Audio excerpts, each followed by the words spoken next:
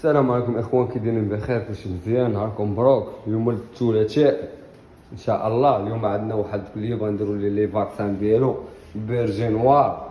غتشوفوا معنا الطريقه كيفاش الاستعمال ديالها، وغتشوفوا معنا حتى الكليب ان شاء الله.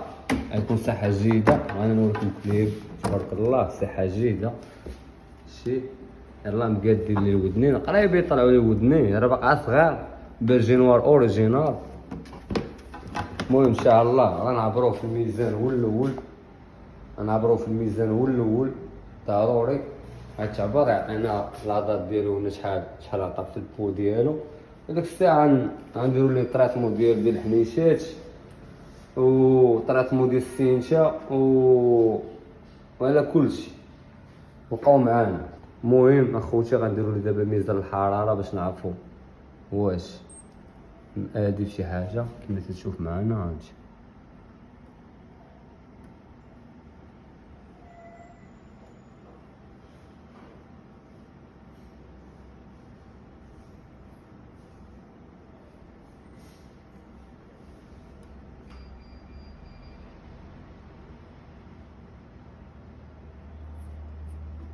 واللي بغيو يعرف معرفه على هذا الشيء راه غادي نخلي لكم كارت فيزي ديال السيد، راه عندي في المحل، وتواصلوا معه اي حاجه خاصكم. راه الاشاره وراه المصداقيه هي كلشي.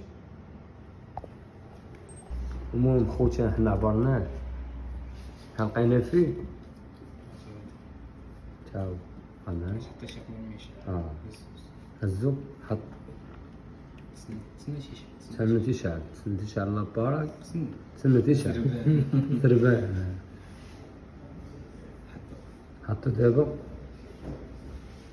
3 كيلو وشي حاجه.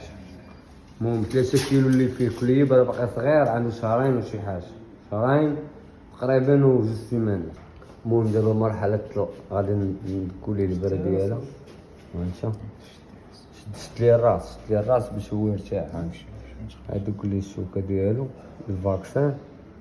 هذا الفاكسان الاولى اول خطره، ما وقع لي والو ان شاء الله. هذا راه فيها كلشي. هادي اللي دك لي دابا راه فيها جميع الامراض.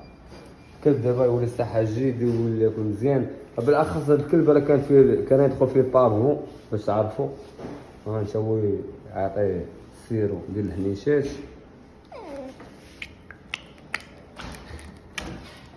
شدي فمو كيف مزيان. ها هو الصديق.